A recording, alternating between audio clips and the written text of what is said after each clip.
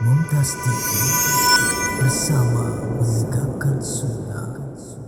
Bismillahirrahmanirrahim. Assalamualaikum warahmatullahi wabarakatuh. Innal hamdalillah nahmaduhu wa nasta'inuhu wa nastaghfiruh wa na'udzu billahi min shururi anfusina wa min sayyiati a'malina. May yahdihillahu fala mudhillalah wa may yudlil fala hadiyalah. Wa asyhadu an la ilaha illallah wahdahu la syarikalah wa asyhadu anna Muhammadan abduhu wa rasuluh. Ya ayyuhalladzina amanu ittaqullaha haqqa tuqatih wa la tamutunna illa wa antum muslimun, amma ba'd. Fa inna asdaqal hadithi kitabullah wa khairal huda huda Muhammadin sallallahu alaihi wasallam wa syarrul umuri muhdatsatuha fa inna kulla muhdatsatin bid'ah wa kulla bid'atin dhalalah wa kulla dhalalatin finnar. Jamaah sekalian, kaum muslimin dan kaum muslimat rahimani wa rahimakumullah. Alhamdulillah, setelah lama kita libur dari kajian online ini karena dipisahkan oleh bulan Ramadan dan kegiatan silaturahim di bulan Syawal. Alhamdulillah, akhirnya kita dimudahkan Allah kembali untuk meneruskan kajian ilmiah ini. Mudah-mudahan Allah Subhanahu wa ta'ala menerima semua amal kebaikan kita yang kita lakukan di bulan Ramadan, dan mudah-mudahan Allah Subhanahu wa ta'ala menolong kita, membantu kita dalam mengisi sisa-sisa kehidupan kita ini untuk berzikir kepadanya, untuk mensyukuri nikmat-nikmatnya, dan untuk beribadah kepadanya dengan sebaik mungkin. Amin amin ya rabbil alamin. Tidak lupa salawat dan salam semoga selalu terlimpahkan kepada Nabi yang sangat kita junjung tinggi, Nabi yang sangat kita kagumi, sangat kita cintai, Nabi Agung Muhammad sallallahu alaihi wasallam. Mudah-mudahan salawat dan salam tersebut juga tersambungkan kepada seluruh keluarga beliau, seluruh sahabat beliau, dan seluruh kaum muslimin yang mengikuti beliau dan para sahabatnya dengan baik hingga hari akhir nanti. Jamaah sekalian rahimana wa rahimakumullah. Pada kesempatan kali ini kita akan membahas nama Allah Al-Basir. Nama Allah Al-Basir ini termasuk di antara nama Allah yang sangat banyak disebutkan di dalam Al-Quran. Dan nama Allah Al-Basir ini, apabila kita bisa merenunginya dengan baik, bisa memahaminya dengan baik, bisa kita ingat terus, maka nama Allah ini akan mengantarkan kita sebagai hamba-hamba Allah yang sangat mulia, hamba-hamba Allah yang sangat tinggi kedudukannya. Mudah-mudahan Allah Subhanahu wa ta'ala menjadikan kita semuanya orang-orang yang benar-benar memahami nama Allah Al-Basir, benar-benar menyadari hakikat nama Allah Al-Basir, dan benar-benar bisa terus mengingatnya dalam kehidupan kita sehingga kita menjadi orang-orang yang mulia tersebut. Amin amin ya rabbil alamin. Jamaah sekalian rahimani wa rahimakumullah. Syekh Abdul Razzaq hafizahullah ta'ala seperti biasanya dalam pembahasan pertamanya beliau menyebutkan tentang tempat-tempat nama Al-Basir di dalam Al-Quran. Beliau mengatakan, nama Allah Al-Basir disebutkan dalam lebih dari 40 ayat Al-Quran. Nama Allah Al-Basir disebutkan dalam lebih dari 40 ayat Al-Quran. Ya, lebih dari 40 ayat Al-Quran, bukan jumlah yang sedikit. Ini menunjukkan betapa tingginya kedudukan nama Al-Basir. Betapa pentingnya nama Al-Basir untuk kita ingat, untuk kita renungi, dan untuk kita terapkan dalam kehidupan kita. Di antaranya dapat dinukilkan di sini beberapa ayat. Yang pertama di surat Asy-Syura ayat 11. Allah Subhanahu wa taala berfirman, "Laisa kamitslihi syai' wa huwas samiul basir." Tidak ada sesuatu pun yang serupa dengan Allah Subhanahu wa ta'ala, dan Dia adalah zat yang maha mendengar lagi maha melihat. Wa huwas samiul basir. Dia adalah zat yang maha mendengar dan maha melihat. Ayat yang sangat agung. Tidak ada sesuatu pun yang serupa dengan Allah. Ini menjadi bantahan bagi mereka yang menyerupakan Allah Subhanahu wa ta'ala dengan makhluknya. Dan firman Allah Subhanahu wa ta'ala di akhir ayat, wa huwas sami'ul basir, dan dialah zat yang maha mendengar lagi maha melihat, menjadi bantahan bagi mereka yang menafikan nama-nama dan sifat-sifat Allah Subhanahu wa ta'ala. Ketika kita pahami ayat ini dari awal sampai akhir, maka kita akan sampai pada kesimpulan bahwa Allah Subhanahu wa ta'ala mempunyai nama-nama yang sangat mulia, mempunyai nama-nama yang sangat baik, mempunyai nama-nama yang sangat agung. Allah Subhanahu wa ta'ala juga punya sifat-sifat yang ditunjukkan oleh nama-nama tersebut. Dan nama-nama dan sifat-sifat Allah Subhanahu wa ta'ala itu tidak serupa dengan nama-nama dan sifat-sifat makhluknya. Laisa kamitslihi syai' wa huwas samiul basir. Tidak ada sesuatu pun yang serupa dengan Allah Subhanahu wa ta'ala, dan dialah zat yang maha mendengar lagi maha melihat. Kita katakan bahwa Allah mendengar,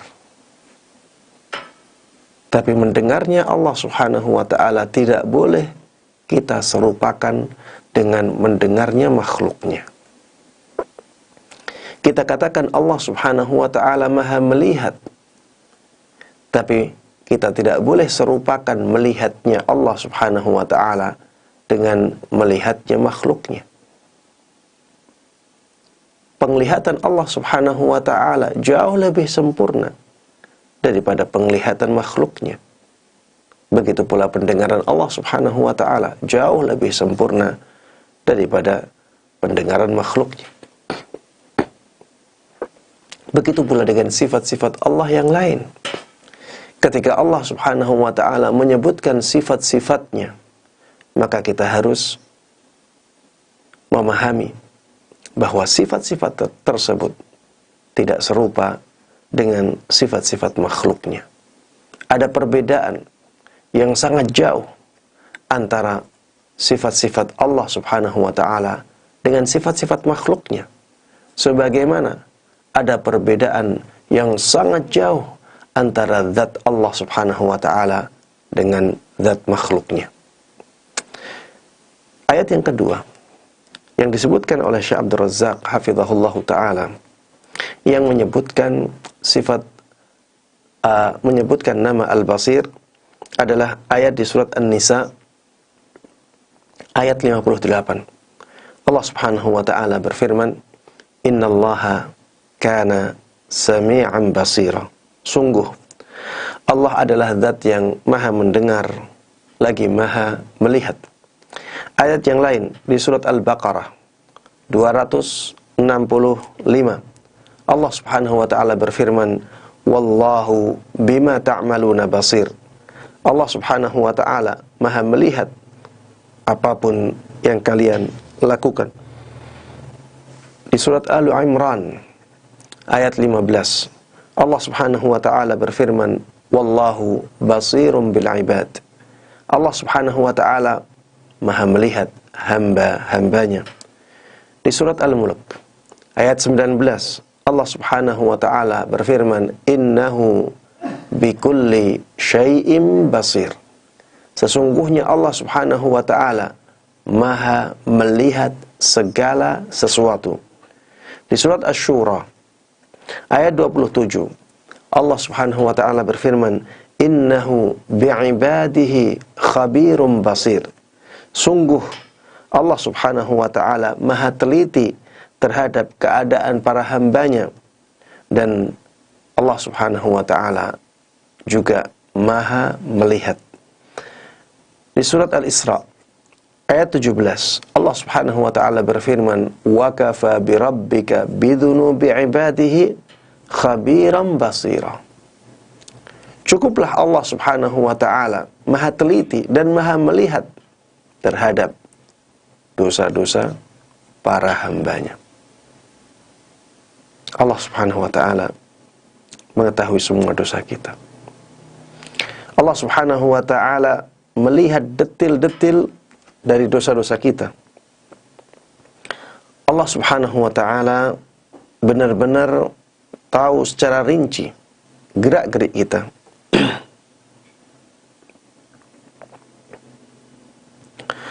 Allah Subhanahu wa taala benar-benar melihat kita. Melihat dosa-dosa kita. Melihat tingkah laku kita. Baik ketika kita sedang bersama orang lain maupun ketika kita sedang sendirian. Jemaah sekalian rahimani wa rahimakumullah. Kalau kita benar-benar mengingat nama Al-Basir bagi Allah Subhanahu wa taala, maka kita benar-benar akan menjadi orang-orang yang sangat mulia. Karena kita benar-benar akan menjadi orang yang bertakwa kepadanya. Takut, malu kepada Allah Subhanahu wa ta'ala. Setelah menjelaskan tentang tempat-tempat nama Al-Basir di dalam Al-Quran, seperti biasanya Syekh Abdul Razak Ibn Abdul Muhsin hafizahullah ta'ala menjelaskan kepada kita semuanya tentang apa makna Al-Basir. Ini yang sangat penting untuk kita ketahui. Beliau katakan, Al-Basir artinya zat yang maha melihat segala sesuatu.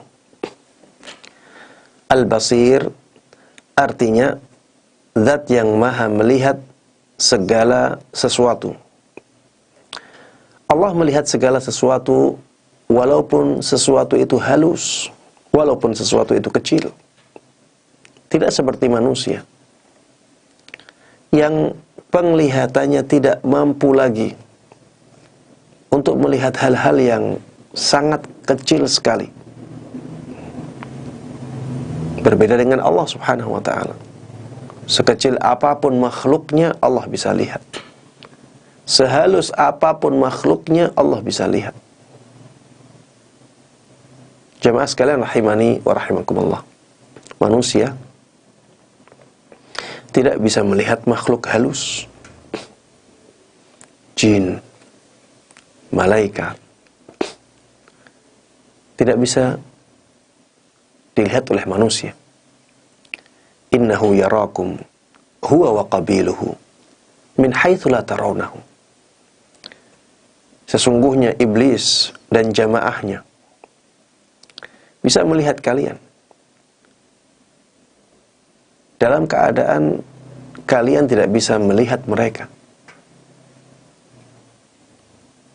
Kita manusia tidak bisa melihat jin dan bala tentaranya. Kita juga tidak bisa melihat malaikat. Kita tidak bisa melihat surga. Kita tidak bisa melihat neraka. Kita tidak bisa melihat alam kubur. Berbeda dengan Allah Subhanahu wa ta'ala. Allah Maha Sempurna. Allah melihat itu semuanya. Kita tidak bisa melihat kuman-kuman tanpa bantuan alat.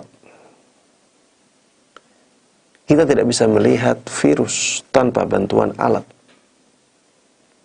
Dan itu semuanya bisa dilihat oleh Allah Subhanahu wa ta'ala dengan sangat jelas dan sangat detail.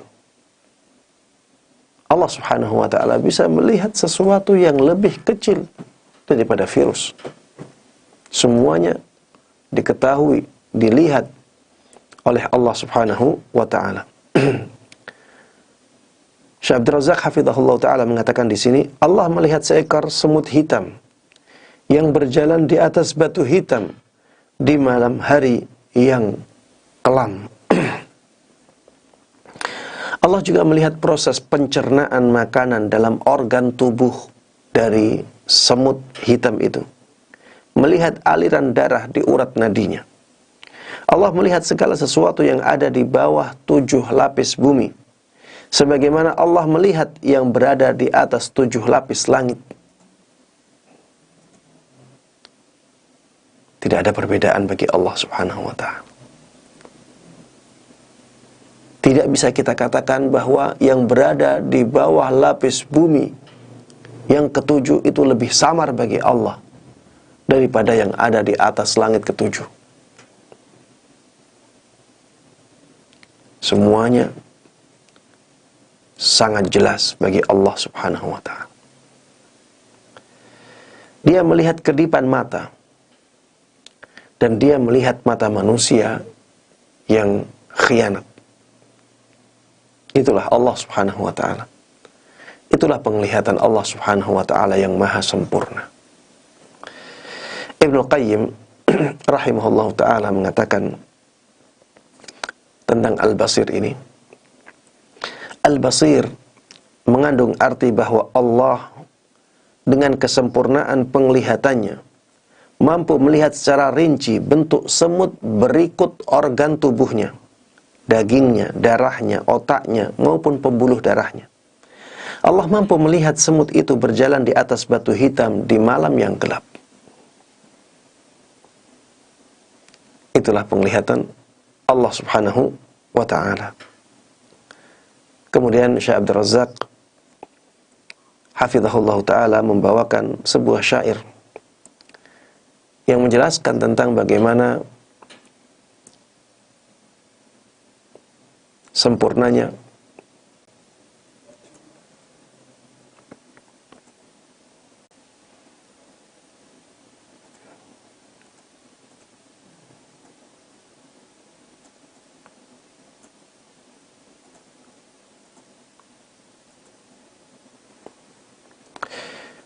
Baik, saya ulangi. Syekh Abdul Razak hafizahullah ta'ala menyebutkan sebuah bait, sebuah syair yang sangat indah yang menjelaskan tentang kesempurnaan penglihatan Allah Subhanahu wa ta'ala.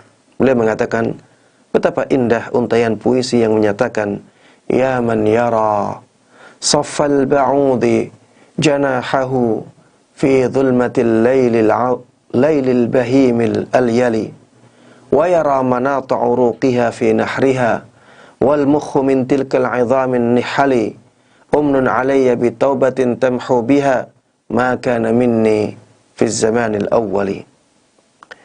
Duhai zat yang berkuasa melihat kibasan sayap nyamuk di malam hari yang pekat dan gelap gulita, yang mampu melihat pembuluh darah di lehernya serta otak halus di balik balutan tulang kepalanya, anugerahkanlah kepadaku taubat yang bisa menghapus segala dosa dan kesalahanku di masa lalu. Jemaah sekalian rahimani wa rahimakumullah. Inilah Allah Subhanahu wa ta'ala. Inilah sifat penglihatan bagi Allah Subhanahu wa taala yang sangat sempurna. Kemudian Syekh Abdul Razak hafizahullah taala mengatakan, satu hal yang harus diyakini melalui nama Allah ini adalah bahwa Allah Subhanahu wa taala melihat dengan dua mata yang sesuai dengan keagungan dan kesempurnaan Allah Subhanahu wa taala. Allah Subhanahu wa taala itu melihat dengan dua mata. Apakah mata Allah seperti mata kita? Wallahu ta'ala alam. Kita tidak bisa menjelaskan tentang itu sama sekali. Karena ini sudah masuk dalam takyif, yaitu membagaimanakan sifat Allah Subhanahu wa ta'ala. Takyif tidak boleh kita katakan, kita lakukan, kecuali ada dalil yang menunjukkannya. Ketika tidak ada dalil yang menunjukkannya, kita tidak boleh mentakyif atau membagaimanakan sifat Allah Subhanahu wa ta'ala. Allah mengatakan kepada kita bahwa Allah Maha melihat. Dan Allah Subhanahu wa ta'ala juga menyampaikan kepada nabinya bahwa Dia bukan zat yang matanya hanya satu, buta mata sebelahnya. Dalam bahasa Jawa, PJ. Ya, Allah itu bukan zat yang buta satu matanya. Wa inna rabbakum laisa bi'a'war. Kata Nabi kita Muhammad sallallahu alaihi wasallam dalam hadis yang sahih, sesungguhnya Rabb kalian bukanlah zat yang buta satu matanya. Berarti Allah Subhanahu wa ta'ala memiliki dua mata. Tapi bagaimana matanya, kedua mata Allah ini? Wallahu ta'ala a'lam. Itu adalah sesuatu yang gaib dari kita. Dan itu berkaitan dengan Allah Subhanahu wa ta'ala. Kita tidak boleh mengatakan apapun tentang hal tersebut. Yang kita katakan adalah yang sampai kepada kita. Yang sampai kepada kita, jangan kita ingkari. Tapi katakan apa adanya. Jangan ditambah, jangan dikurangi. Itulah amanah yang sempurna yang harus kita tunaikan. Ketika Allah mengatakan bahwa Allah Maha melihat, maka kita yakini bahwa Allah Maha melihat berarti Allah punya penglihatan. Ketika Rasulullah sallallahu alaihi wasallam mengatakan bahwa Allah Subhanahu wa ta'ala bukanlah zat yang buta salah satu matanya, maka kita katakan bahwa Allah Maha sempurna kedua matanya. Kemudian Syekh Abdul Razak hafizahullah ta'ala mengatakan, Allah Subhanahu wa ta'ala berfirman, wasbir li hukmi rabbik fa innaka bi'ayunina. Bersabarlah engkau wahai Muhammad untuk menunggu ketetapan Rabbmu, karena sesungguhnya engkau berada dalam pengawasan kami. Allah Subhanahu wa ta'ala mengawasi para hambanya dan juga mengawasi Nabi kita Muhammad sallallahu alaihi wasallam. Pengawasan Allah Subhanahu wa ta'ala kepada para hambanya, pengawasan umum. Pengawasan Allah Subhanahu wa ta'ala kepada Nabi kita Muhammad sallallahu alaihi wasallam, pengawasan yang khusus. Dan jauh berbeda antara pengawasan yang umum dengan pengawasan yang khusus. Pengawasan yang khusus menunjukkan bahwa Allah Subhanahu wa ta'ala akan membela nabinya. Allah Subhanahu wa ta'ala akan menguatkan nabinya. Allah Subhanahu wa ta'ala akan melindungi nabinya. Allah Subhanahu wa ta'ala akan menolong nabinya. Itulah makna bahwa Nabi kita Muhammad sallallahu alaihi wasallam berada di bawah pengawasan Allah Subhanahu wa ta'ala. Di dalam ayat yang lain, Allah Subhanahu wa ta'ala berfirman, "Wa hamalnahu 'ala dzati alwahi wa dusur tajri bi a'yunina jazaa'an liman kana kufir." Dan kami angkut dia, yaitu Nabi Nuh, ke atas kapal yang terbuat dari papan dan pasak, yang berlayar dengan pemeliharaan atau pengawasan dari kami, sebagai balasan bagi orang yang telah diingkari kaumnya. Dikatakan di sini tajri bi a'yunina. Kapal tersebut berlayar dengan pengawasan dari kami. Ketika Allah Subhanahu wa ta'ala mengatakan bahwa kapal tersebut diawasi olehnya, itu menunjukkan bahwa kapal tersebut akan dilindungi oleh Allah. Kapal tersebut akan diselamatkan oleh Allah Subhanahu wa ta'ala, dijaga dengan sebaik-baiknya oleh Allah Subhanahu wa ta'ala, sampai Nabi Nuh bersama kaumnya yang ada di kapal tersebut akhirnya mendarat dan turun dari kapal tersebut. Ketika dikatakan bahwa Allah mengawasi kapal itu, maka ini menunjukkan Allah punya penglihatan. Allah melihat. Kemudian di dalam ayat yang lain, Allah Subhanahu wa ta'ala mengatakan, "Wa alqaitu 'alaika mahabbatan minni wa litusna'a 'ala 'aini." Aku telah melimpahkan kepadamu kasih sayang yang datang dariku. Ini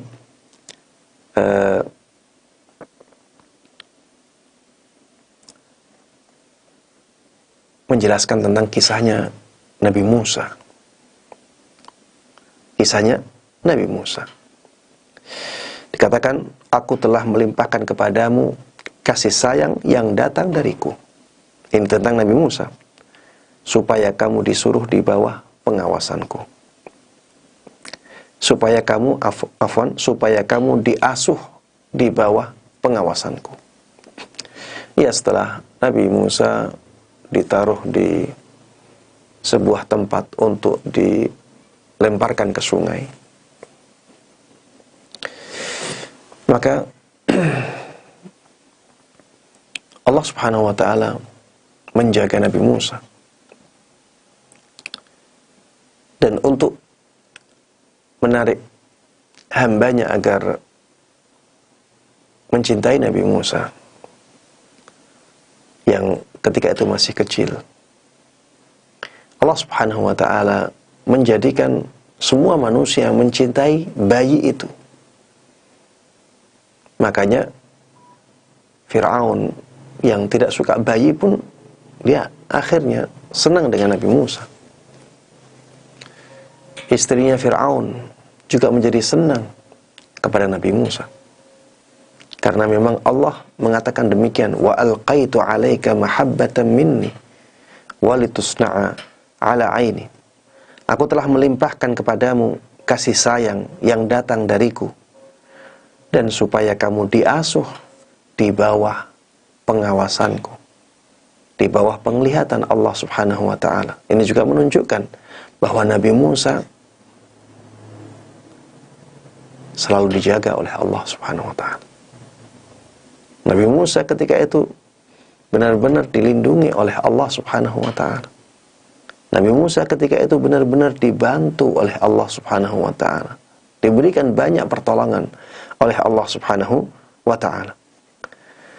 Kemudian Syekh Abdul Razak hafizahullah ta'ala mengatakan, dalam salah satu hadis sahih dari Rasulullah sallallahu alaihi wasallam dijelaskan bahwa Allah memiliki dua mata. Saat beliau menjelaskan tentang rupa Dajjal, Nabi sallallahu alaihi wasallam mengatakan, "Innahu a'war wa inna rabbakum laisa bi'a'war." Sesungguhnya Dajjal memiliki satu mata yang buta, sedangkan Rabb kalian, sesungguhnya dia tidaklah buta satu matanya. Ketika dikatakan buta satu mata, a'war, ya, orang yang buta satu mata, kemudian dikatakan bahwa Allah tidak a'war, tidak buta salah satu matanya, itu menunjukkan bahwa Allah Subhanahu wa ta'ala memiliki dua mata. Itulah yang disebutkan oleh para ulama salaf ketika memahami hadis ini. Dan inilah akidah yang sesuai dengan apa yang dijelaskan oleh Rasulullah sallallahu alaihi wasallam dan dipahami oleh para sahabatnya. Inilah akidah salaf. Akidah yang sangat jujur, akidah yang apa adanya. Kita tidak perlu mentakwil sifat-sifat Allah Subhanahu wa ta'ala. Katakan sebagaimana dikatakan oleh Allah, katakan sebagaimana dikatakan oleh Rasulullah sallallahu alaihi wasallam. Fahami keduanya dengan pemahaman para sahabat Nabi Muhammad sallallahu alaihi wasallam. Itulah jalan keselamatan. Jamaah sekalian rahimani wa rahimakumullah. Setelah itu Syekh Abdul Razzaq hafizahullah ta'ala mengatakan, penyucian Allah Subhanahu wa ta'ala dari sifat cacat pada matanya dalam hadis ini menunjukkan bahwasanya Allah Subhanahu wa ta'ala memiliki dua mata yang layak dengan keagungannya. Dua mata yang pantas dengan kesempurnaan, keagungan Allah Subhanahu wa ta'ala. Imam Ibn Khuzaimah rahimahullahu ta'ala pernah mengatakan, kami mengatakan bahwa Rabb kami memiliki dua mata. Ya, Imam Ibn Khuzaimah ini imam ahlul hadis yang dinisbahkan kepada mazhab Syafi'i rahimahullahu ta'ala. Ya, para ulama mengatakan bahwa Imam Ibn Khuzaimah adalah salah satu dari ulama dalam mazhab Syafi'i. Beliau berakidah salaf sebagaimana akidahnya para sahabat Nabi Muhammad sallallahu alaihi wasallam. Sebagaimana para imam yang lain juga berakidah salaf. Semua imam empat akidahnya akidah salaf. Dari mulai Imam Abu Hanifah, Imam Malik, Imam Syafi'i, dan Imam Ahmad. Dalam nama-nama dan sifat-sifat Allah Subhanahu wa ta'ala, akidah mereka adalah akidah salaf. Sebagaimana disebutkan oleh Imam Ibn Khuzaimah ini. Ya, Imam Ibn Khuzaimah rahimahullah ta'ala mengatakan, kami mengatakan bahwa Rabb kami memiliki dua mata. Dengan keduanya, Allah melihat segala sesuatu yang terdapat di bawah tanah dan lapisan bumi ketujuh yang paling bawah, juga melihat apapun yang ada di langit dan di bumi beserta apapun yang ada di antara keduanya, baik itu kecil maupun besar. Tak ada satupun yang tersembunyi dari penglihatan Allah Subhanahu wa ta'ala. Sungguh Allah melihat segala yang berada di dalam lautan dan di balik gulungan ombak yang bergejolak, sebagaimana Allah melihat arsy-Nya yang Dia jadikan sebagai tempat bersemayamnya. Jemaah sekalian rahimani rahimakumullah, perkataan yang sangat agung dari Imam Ibn Khuzaimah rahimahullahu ta'ala. Beliau katakan bahwa Allah Subhanahu wa ta'ala melihat sesuatu yang ada di dalam lautan, di balik gelombang ombak, sebagaimana Allah melihat dan mengetahui apa yang ada di arsy-Nya. Tidak ada perbedaan. Itulah kesempurnaan dari penglihatan Allah Subhanahu wa ta'ala. Jelas ya, ini jauh berbeda dengan penglihatan makhluknya. Kita ya, kalau sudah di bawah misalnya atap rumah, kita tidak bisa melihat langit. Kalau kita sudah berada di kamar, kita tidak bisa melihat siapa yang di luar kamar. Jangankan itu, ketika kita berada di ruangan, ada makhluk lain, ada jin, ada malaikat, kita tidak bisa melihat mereka, padahal ada dalam satu ruangan. Itu menunjukkan betapa lemahnya kita, betapa lemahnya penglihatan kita. Jin bisa melihat kita, malaikat bisa melihat kita, kita tidak bisa melihat mereka. Makanya jemaah sekalian rahimani wa rahimakumullah, jangan sampai ada pikiran bahwa ketika seseorang menetapkan penglihatan bagi Allah, berarti orang itu menyerupakan Allah dengan makhluknya. Jangan sampai ada pikiran dalam benak kita bahwa ketika seseorang menetapkan mata bagi Allah, bahwa Allah punya dua mata, berarti dia menyerupakan Allah dengan makhluknya. Jamaah sekalian rahimani wa rahimakumullah, penglihatan Allah, mata Allah itu jauh lebih sempurna daripada penglihatan atau mata makhluknya. Maka ya, tetapkanlah apa yang ditetapkan oleh Allah Subhanahu wa ta'ala. Katakan Allah punya penglihatan, katakan Allah punya dua mata, dan katakan juga bahwa penglihatan dan mata Allah Subhanahu wa ta'ala itu sama sekali tidak sama dengan penglihatan dan mata makhluknya.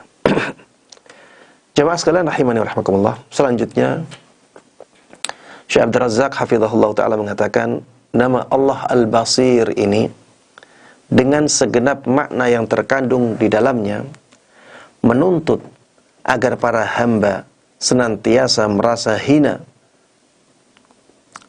dan tunduk serta berada dalam pengawasannya, meningkatkan kualitas ibadahnya serta menjauhi perbuatan maksiat dan dosa. Siapapun yang merenungi ayat-ayat Al-Quranul Karim yang diakhiri dengan nama ini, yang terdapat pada lebih dari 40 ayat, maka pasti ia akan mendapati hakikat ini dengan jelas. Jemaah sekalian rahimani wa rahimakumullah, ketika kita mempelajari nama Allah Al-Basir, ketika kita sudah mengetahui kandungan dari nama Al-Basir ini, hakikat dari sifat maha melihat bagi Allah Subhanahu wa ta'ala, harusnya kita menerapkannya dalam kehidupan kita. Kalau kita menerapkan pengetahuan kita bahwa Allah itu maha melihat, kita akan merasa hina jemaah. Kenapa? Karena kita merasa bahwa Allah tahu keburukan-keburukan kita, Allah tahu dosa-dosa kita. Kita akan merasa tunduk kepada Allah Subhanahu wa ta'ala karena Allah tahu semua gerak-gerik kita. Kita akan merasa semangat untuk melakukan kebaikan, karena setiap kali kita melakukan kebaikan, kita merasa dilihat oleh Allah. Kita merasa dilihat oleh Allah, dan kita merasa Allah mencintai kita. Sebagaimana anak kecil ya, kalau ada anak kecil merasa dilihat oleh orang tuanya dan merasa dikagumi oleh orang tuanya, anak kecil tersebut akan melakukan kebaikan sebaik yang dia bisa. Kita juga demikian jemaah sekalian rahimani wa rahimakumullah. Ketika kita meyakini bahwa Allah melihat semua gerak-gerik kita, maka kita akan semangat untuk beribadah kepadanya. Kita akan semangat memperbaiki ibadah kita. Dan sebaliknya, kita akan takut melakukan kemaksiatan kepada Allah Subhanahu wa ta'ala, karena Allah melihat kita. Jangan sampai nantinya Allah Subhanahu wa ta'ala ketika melihat kemaksiatan kita akhirnya murka kepada kita, dan Allah Subhanahu wa ta'ala melakukan sesuatu yang sangat berbahaya dan sangat membinasakan kita. Al-Basir menjadikan seseorang menjadi sangat bertakwa, menjadi sangat mulia. Inna akramakum indallahi atqakum. Sesungguhnya orang yang paling mulia dari kalian adalah yang paling bertakwa dari kalian. Jamaah sekalian rahimani rahimakumullah, Syekh Abdul Razak mengajak kita untuk merenungi ayat-ayat yang mencantumkan nama Al-Basir ini, agar kita sampai pada kesimpulan bahwa pengetahuan tentang Al-Basir ini harusnya menjadikan kita orang-orang yang mulia, orang-orang yang semangat beribadah, orang-orang yang takut melakukan kemaksiatan kepada Allah Subhanahu wa taala. Beliau mengatakan, mari kita perhatikan beberapa contoh berikut. Yang pertama, Allah menutup firman-Nya dengan nama ini pada ayat dzalika bi annallaha yulijul laila fin nahari wa yulijun nahara fil laili wa annallaha samii'un basir. Demikianlah, karena Allah berkuasa memasukkan malam ke dalam siang dan memasukkan siang ke dalam malam. Sungguh Allah Maha mendengar lagi Maha melihat. Kata Syekh Abdul Razak, ayat ini menunjukkan bahwa Allah mendengar semua suara pada malam maupun siang hari, melihat semua gerakan mereka, meskipun pada waktu dan keadaan yang berbeda-beda satu dengan yang lainnya. Semua didengar dan dilihat oleh Allah Subhanahu wa ta'ala. Allah juga mengakhiri ayat di bawah ini dengan nama tersebut. Walau basatallahu rizqa li'ibadihi labaghaw fil ard walaki yunazzilu biqadarin ma yasha innahu bi'ibadihi khabirum basir. Sekiranya Allah melapangkan rizki kepada semua hambanya, sekiranya Allah memberikan kelapangan rizki kepada semua hambanya, niscaya mereka akan berbuat melampaui batas di muka bumi. Dan betapa banyaknya orang-orang yang demikian, jemaah. Dulu ketika miskin, orangnya baik. Ketika sudah dibukakan rizkinya oleh Allah Subhanahu wa ta'ala, orangnya menjadi bejat, menjadi sombong, menjadi angkuh, menjadi zalim kepada yang lain, menjadi suka bermaksiat. Makanya, ya, sebagai orang-orang yang hidupnya pas-pasan, ya, husnudzanlah kepada Allah. Kemudian bagi orang-orang yang hidupnya diberikan kelapangan oleh Allah Subhanahu wa ta'ala, bersyukurlah kepada Allah. Allah katakan demikian. Seandainya Allah melapangkan rezeki untuk semua hambanya, maka mereka akan berbuat melampaui batas di muka bumi. Akan tetapi Allah Subhanahu wa ta'ala menurunkan dengan ukuran yang Dia kehendaki. Ya, Allah Subhanahu wa ta'ala memberikan kepada hambanya rizki sebagaimana yang Allah kehendaki. Sungguh Allah Subhanahu wa ta'ala maha teliti terhadap keadaan hamba-hambanya dan Dia maha melihat. Syekh Abdul Razak hafizahullah ta'ala mengatakan dalam ayat ini, Allah Subhanahu wa ta'ala mengisyaratkan bahwa Dia maha melihat serta mengetahui keadaan hambanya, melihat dan sekaligus mengetahui mereka yang berhak mendapatkan hidayah dan yang tidak berhak mendapatkannya, melihat dan sekaligus mengetahui mereka yang layak mendapatkan anugerah kekayaan dan yang tidak layak mendapatkannya. Ayat yang lain yang serupa dengan ini adalah firman Allah Subhanahu wa ta'ala, Inna rabbaka yabsutur rizqa liman yasha'u wa yaqdir innahu kana bi'ibadihi khabiran basira.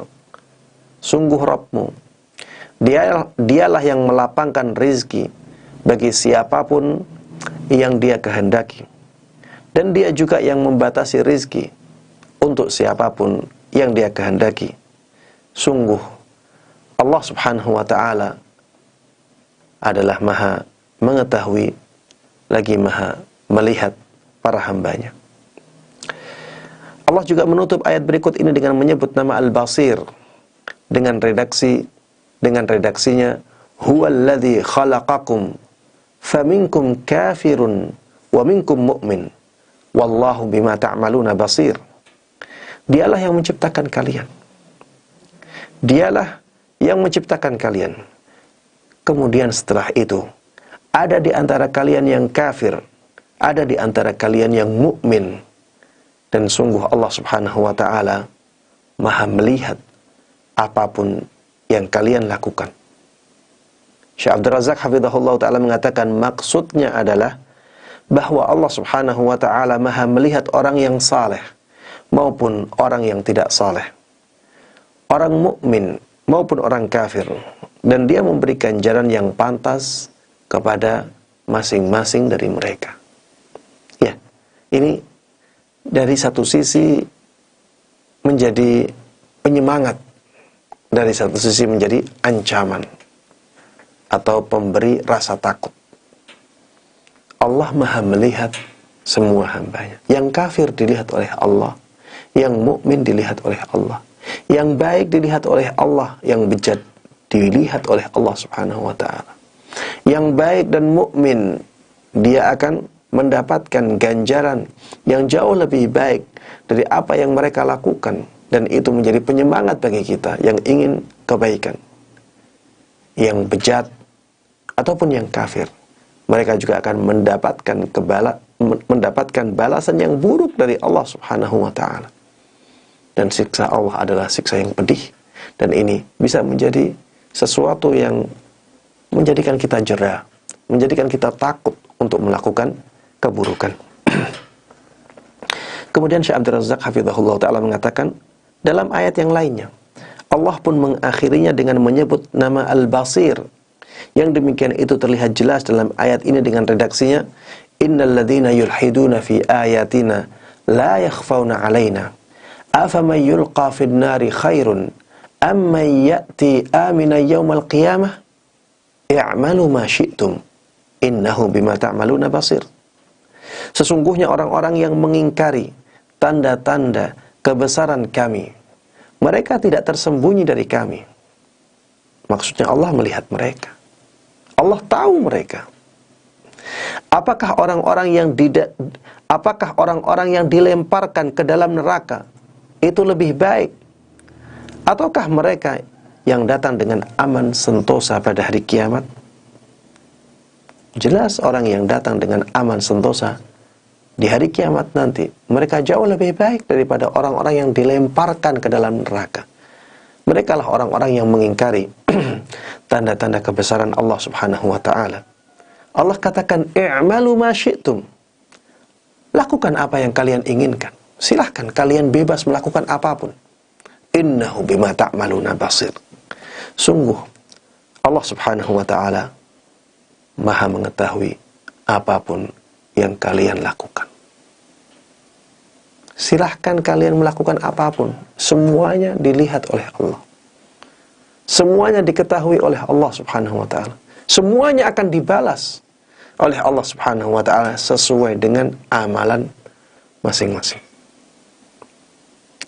Kemudian di dalam ayat yang lain, Allah azza wa jalla memberikan ancaman dan peringatan bagi orang-orang yang mengingkari ayat-ayat Allah dengan menyatakan bahwa sesungguhnya Allah maha melihat dan mengamati perbuatan mereka. Sungguh, Dia akan memberi balasan kepada mereka pada hari kiamat kelak atas perbuatan mereka mendustakan ayat-ayatnya. Firman Allah ini juga diakhiri dengan nama Al-Basir. Innal ladzina yujadiluna fi ayatillahi bighairi sultanin atahum in fi sudurihim illa kibrun ma hum bibalighi fasta'idz billah innahu huwas sami'ul basir. Kata Allah subhanahu wa ta'ala, yang artinya sesungguhnya orang-orang yang memperdebatkan ayat-ayat Allah tanpa alasan atau bukti yang sampai kepada mereka, sungguh yang ada di dalam hati mereka, sungguh yang ada dalam dada mereka hanyalah keangkuhan. Sungguh yang ada di dalam dada mereka adalah keangkuhan yang mereka tidak akan capai. Maka mintalah perlindungan kepada Allah. Sungguh Dia maha mendengar lagi maha melihat. Ya, semuanya dilihat oleh Allah subhanahu wa ta'ala. Kebejatan mereka dilihat semuanya oleh Allah subhanahu wa ta'ala, dan nantinya Allah subhanahu wa ta'ala akan membalas keburukan mereka. Syekh Abdul Razak hafizahullah ta'ala mengatakan, maksudnya Allah maha mendengar segala suara yang beragam jenisnya. Allah maha melihat segala sesuatunya di tempat dan lokasi manapun dan pada waktu kapanpun. Di antaranya adalah penglihatan dan pengamatan Allah terhadap orang-orang yang menentang ayat-ayatnya dengan niat membantah kebenarannya, padahal mereka tidak pernah sanggup melakukan itu. Ayat di bawah ini pun ditutup dengan penyebutan nama Allah yang sedang kita bahas, yaitu Al-Basir. Wallahu yaqdi bil haqq walladzina yad'una min dunihi la yaqduna bi syai'. Innallaha huwas sami'ul basir. Allah, dialah yang memutuskan dengan kebenaran. Sedang mereka yang disembah selain Allah tidak mampu memutuskan dengan sesuatu apapun. Sesungguhnya Allah, dialah yang maha mendengar lagi maha melihat. Ya, ini pengingkaran Allah Subhanahu wa ta'ala kepada orang-orang musyrikun.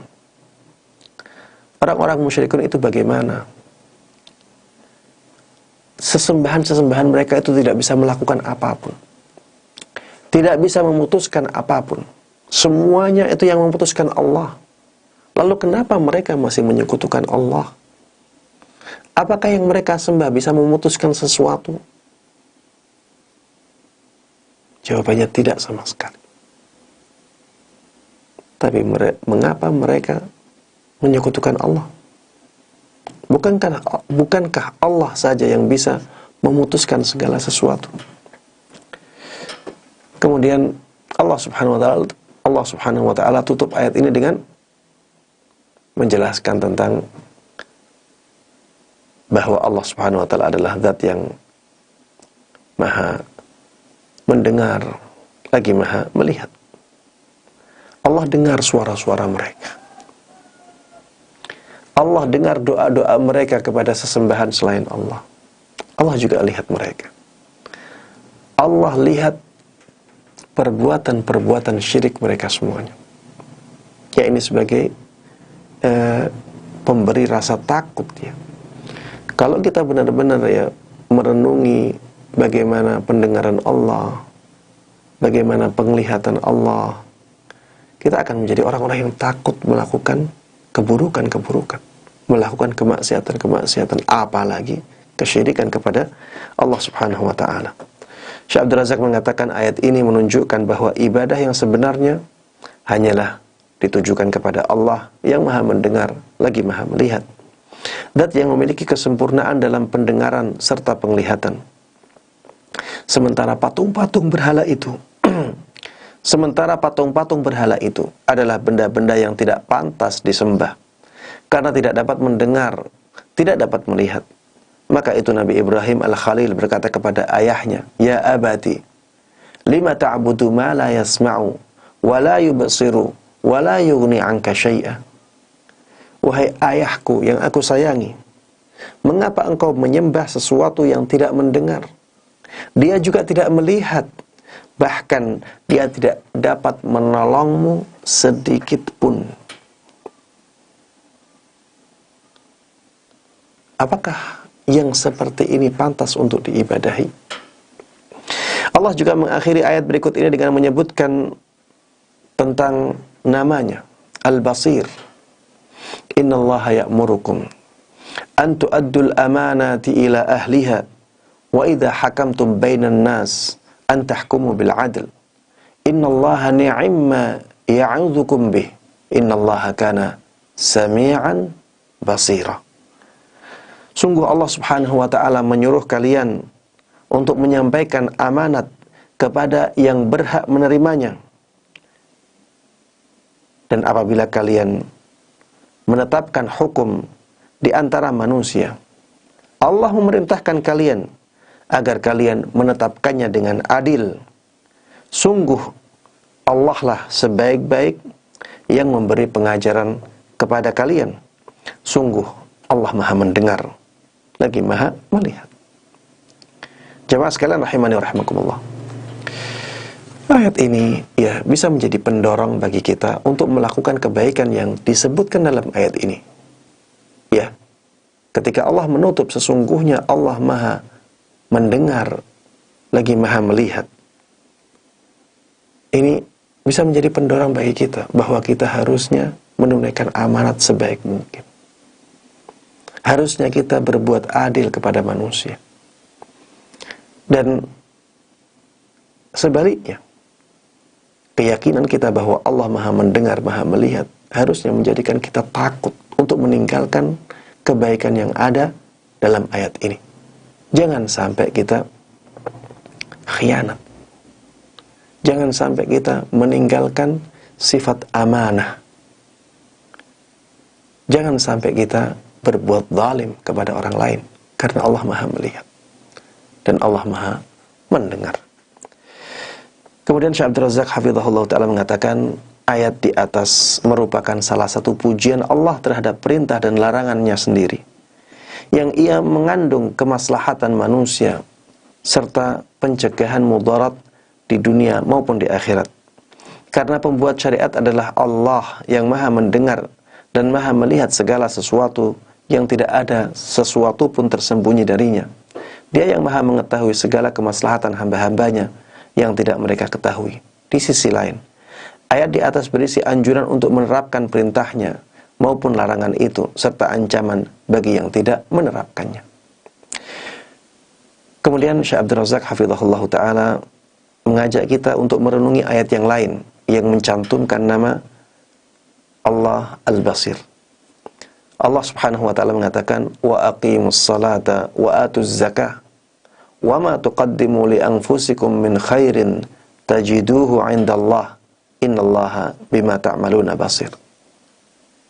Dirikanlah oleh kalian salat dan tunaikanlah oleh kalian zakat, apapun yang kalian kerjakan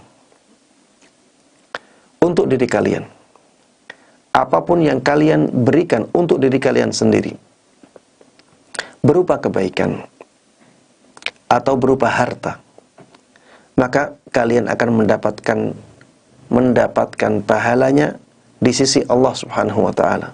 Sungguh Allah Maha melihat apa yang kalian kerjakan. Iya, ayat ini menyebutkan kepada kita perbuatan-perbuatan yang baik. Ada sholat, ada zakat, ada sedekah, ataupun kebaikan-kebaikan yang lainnya.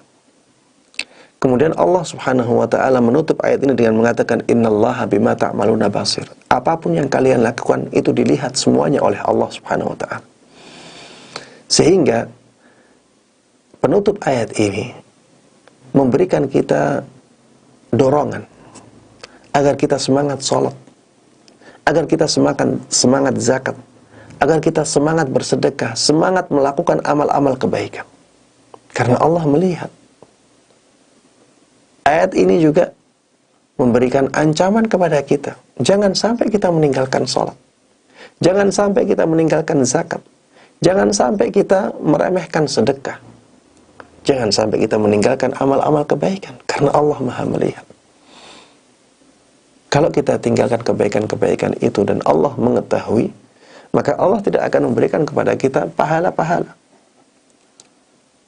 Dan kita sendiri yang rugi.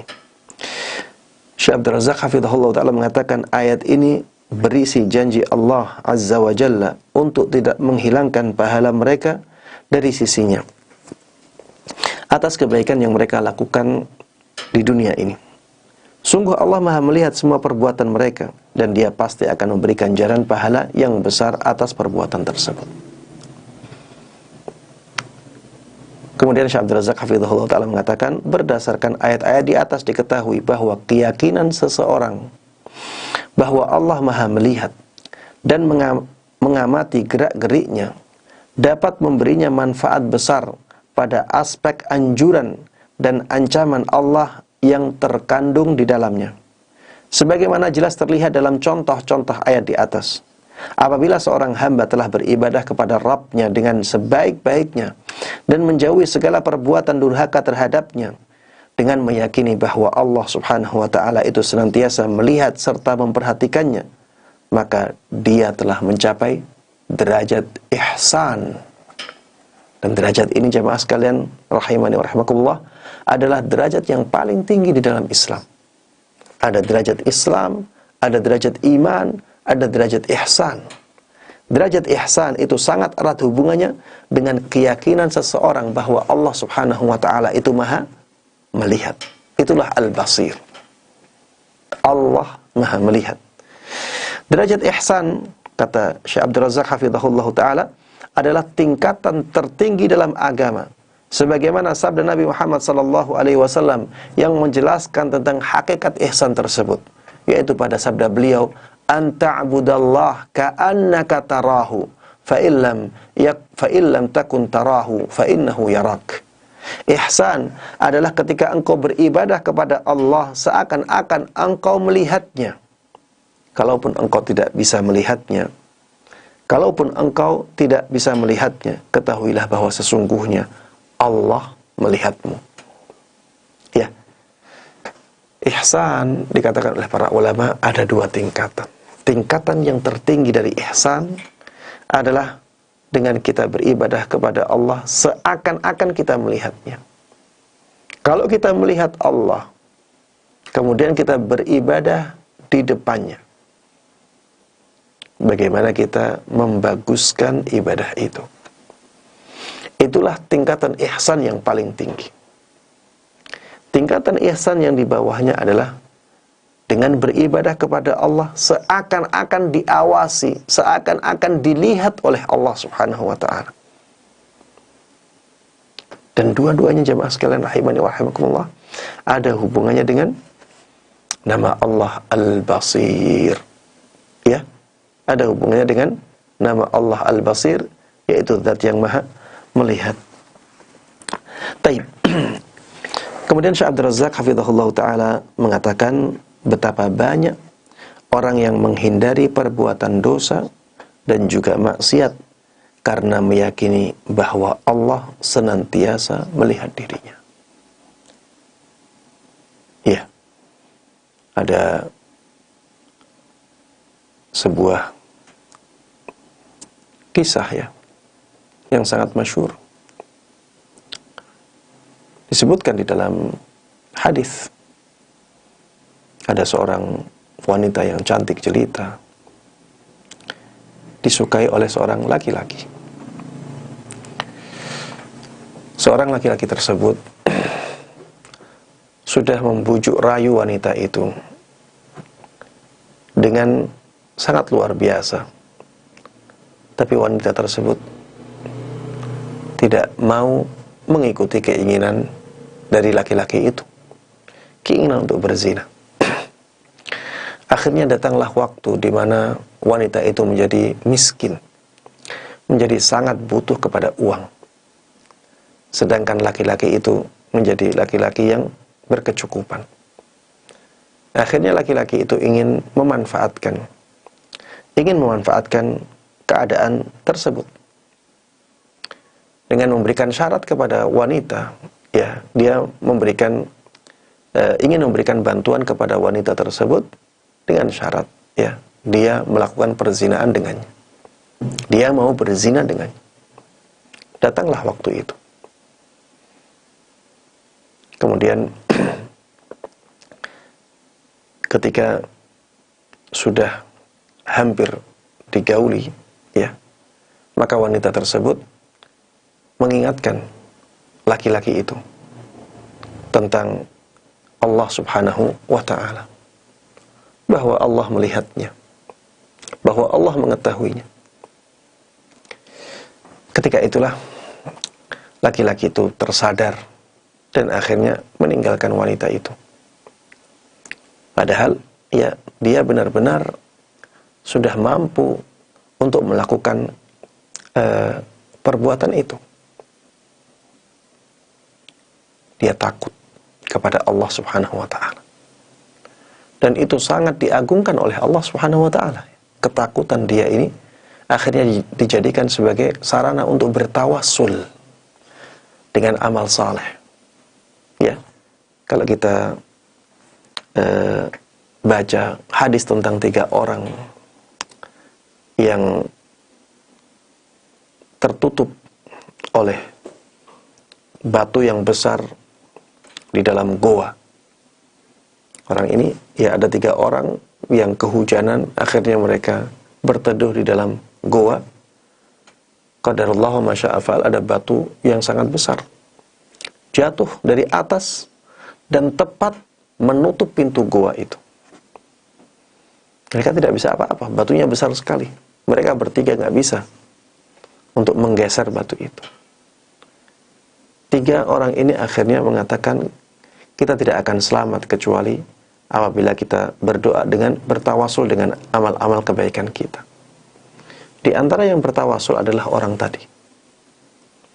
Kemudian dia mengatakan, kalau seandainya aku meninggalkan perbuatan kemaksiatan itu ikhlas karenamu ya Allah, maka bukakan pintu ini. Maka ketika itu Allah Subhanahu wa ta'ala menggeser batunya. Ya. Dan ini menunjukkan bahwa perbuatan itu sangat diistimewakan oleh Allah Subhanahu wa ta'ala. Rasa takut kepada Allah menjadikan seseorang meninggalkan kemaksiatan. Dan tidak hanya kisah ini saja, banyak orang-orang yang demikian ya. Ketika dia ingat Allah, bahwa Allah melihatnya, bahwa Allah mendengarnya, akhirnya tidak melakukan perbuatan dosa. Ibnu Rajab rahimahullahu taala disebutkan di sini oleh Syekh Abdul Razak hafizahullahu taala, beliau mengatakan seorang pria, ya ini perkataan dari Imam Ibnu Rajab rahimahullahu taala. Beliau mengatakan, seorang pria berusaha menggoda seorang wanita di tengah gurun pasir pada waktu malam gelap gulita. Namun wanita itu menolaknya. Pria tersebut mengatakan, tidak ada satupun yang melihat kita kecuali bintang-bintang di langit. Wanita tersebut bertanya, lantas di mana pencipta bintang-bintang itu? Laki-lakinya mengatakan, tidak ada satupun orang yang melihat kita kecuali bintang-bintang di langit itu. Wanitanya mengatakan, lantas di mana pencipta bintang-bintang itu, yaitu Allah Subhanahu wa ta'ala. Dengan kata lain, wanita itu ingin mengatakan, bukankah Allah melihat kita? Allah Subhanahu wa ta'ala berfirman, alam ya'lam bi anna Allah yara. Tidakkah dia mengetahui bahwa sesungguhnya Allah melihat segala perbuatannya? Sungguh cukuplah ayat ini sebagai cambuk dan pencegah kita dari perbuatan dosa dan kemaksiatan. Jamaah sekalian rahimani wa rahimakumullah, inilah pembahasan kita tentang nama Al-Basir bagi Allah Subhanahu wa ta'ala. Mudah-mudahan bermanfaat dan diberkahi oleh Allah Subhanahu wa ta'ala. Amin amin ya rabbal alamin. Wa sallallahu wa sallama wa baraka ala nabiyina Muhammadin wa ala alihi wa sahbihi wa man tabi'ahum bi ihsanin ila yaumiddin. Walhamdulillahi rabbil alamin. Berikutnya kita masuk ke sesi tanya jawab. Barakallahu fikum.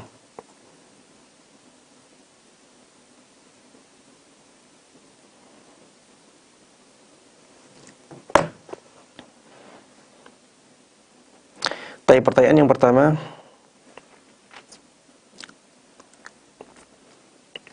Assalamualaikum warahmatullahi wabarakatuh. Waalaikumsalam warahmatullahi wabarakatuh. Ustadzuna hafizakumullah, wallahu yahfazukum. Izin bertanya, kadang di dalam hati ada terbetik niat yang kurang baik, tapi tidak diikuti dengan perbuatan. Allah Maha melihat hati hambanya.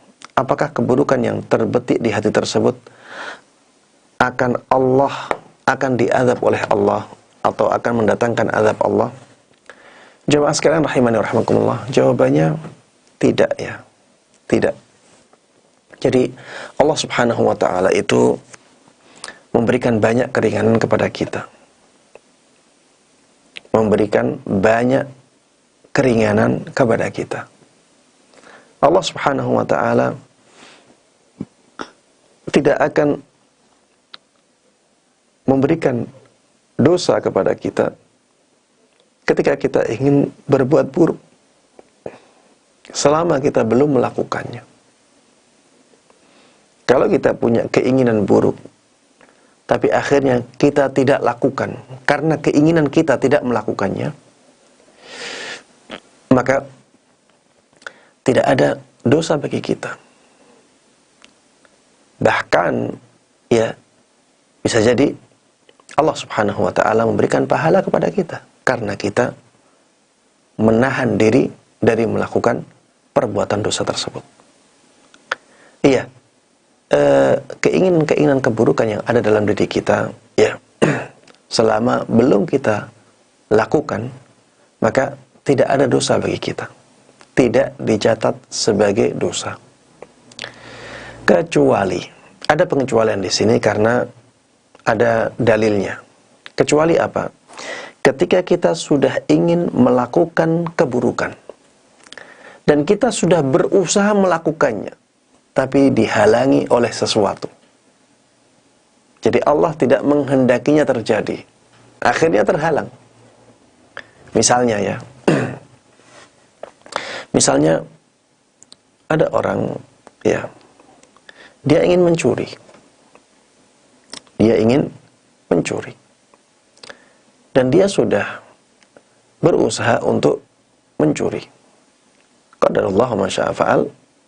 Akhirnya tindakan pencuriannya tersebut digagalkan. Digagalkan, entah ada orang yang bangun ya di rumah itu sehingga akhirnya dia mengurungkan niatnya. Maka yang seperti ini sudah dicatat sebagai dosa. Karena apa? Karena sebenarnya kalau tidak ada halangan itu, dia pasti melakukannya. Berbeda kalau masih berupa keinginan saja. Ya, masih berupa keinginan saja. Kalau masih berupa keinginan saja, kemudian akhirnya dia mengurungkan niat buruk itu, malah dicatat oleh Allah Subhanahu wa taala sebagai kebaikan. Kenapa dicatat sebagai kebaikan? Karena dia ada keinginan untuk tidak melakukan dosa. Ada godaan, ada dorongan untuk melakukan dosa, kemudian dia menahannya. Dan inilah mencegah dosa. Inilah meninggalkan dosa. Ya, intinya tadi ya, bahwa niat-niat yang tidak baik dalam hati kita, kalau itu belum kita wujudkan dalam perbuatan, maka itu tidak mendatangkan dosa. Ya, itu tidak mendatangkan dosa. Belum kita ucapkan, ya kita ingin mengumpat orang, tapi belum kita ucapkan. Maka keinginan kita untuk mengumpat orang itu tidak mendatangkan dosa. Tapi kalau sudah kita ucapkan, ketika itulah ada dosanya. Ketika kita ingin mengumpat, kemudian akhirnya kita tinggalkan karena Allah, maka di sini kita mendapatkan satu pahala, ya. Kita mendapatkan pahala di situ. Wallahu a'lam. Taib. Pertanyaan yang kedua, Assalamualaikum warahmatullahi wabarakatuh. Waalaikumsalam warahmatullahi wabarakatuh. Ustaz, hafizakumullah. Allah yahfazukum. Barakallahu fikum wa fikum barakallah. Semoga Allah senantiasa merahmati dan menjaga Ustaz, keluarga dan seluruh umat muslim. Amin amin ya rabbil alamin. Ustaz, bagaimana memaknai arti surat At-Tur ayat 48, yaitu bersabarlah dalam menunggu ketetapan Rabbmu. Jazakumullahu khairan Ustaz. Iya, wasbir li hukmi rabbik. Wasbir li hukmi rabbik. Iya, bersabarlah dalam menunggu ketetapan Rabbmu. Saya bukakan tafsir ya.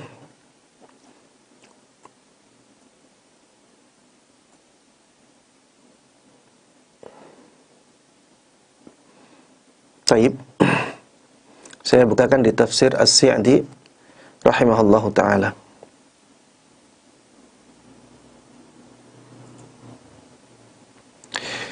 Di sini beliau mengatakan, walamma bayyana ta'ala al-hujaja wal barahin ala butlani aqwalil mukadzibin.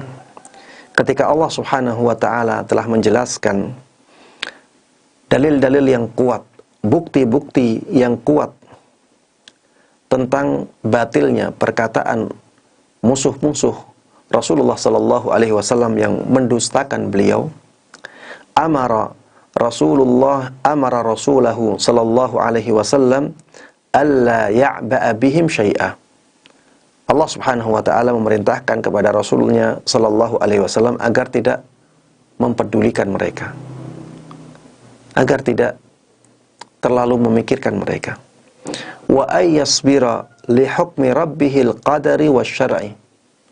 Dan Allah Subhanahu wa taala memerintahkan kepada nabinya untuk bersabar dalam menetapkan atau menyikapi atau menjalani hukum Rabbnya, baik yang bersifat qadari atau kauni ataupun yang bersifat syar'i. Jadi hukum Allah ada yang qadari, ada yang syar'i. Hukum Allah yang qadari itu ketetapan Allah yang berkaitan dengan takdir, ya, yang berkaitan dengan takdir. Misalnya, ya Rasulullah sallallahu alaihi wasallam ditakdirkan mendapatkan banyak ujian. Beliau ditinggalkan oleh kerabat-kerabatnya, ditinggalkan oleh masyarakatnya, dimusuhi oleh pemuka-pemuka masyarakat beliau. Beliau ketika ke Taif, ya, mendapatkan perlakuan yang sangat menyakitkan. Beliau kehilangan istri beliau, Khadijah. Beliau kehilangan paman beliau yang sangat beliau cintai, Hamzah ibn Abdul Muttalib. Ini yang berkaitan dengan ketetapan Allah yang qadari, berkaitan dengan takdir. Ada hukum Allah yang syar'i, yaitu ketetapan Allah yang berkaitan dengan syariatnya. Rasulullah sallallahu alaihi wasallam diperintahkan oleh Allah untuk bersabar dalam menjalani takdir Allah, dalam menjalankan syariat Allah. Itulah arti dari wasbir li hukmi rabbik. Bersabarlah engkau dalam menjalankan hukum Allah Subhanahu wa taala atau menjalani takdir Allah Subhanahu wa taala. Di sini disebutkan dalam menunggu, ya tadi pertanyaannya, bersabarlah dalam menunggu ketetapan Rabbmu. Ya, maksudnya menunggu di sini, ya maknanya tadi ya, menjalankan syariat, menjalani takdir Allah, karena itu semuanya adalah sikap menunggu balasan Allah Subhanahu wa taala di akhirat nanti. Ini proses ya, proses untuk menunggu balasan Allah Subhanahu wa taala di akhirat nanti. Ya, kita harus bersabar.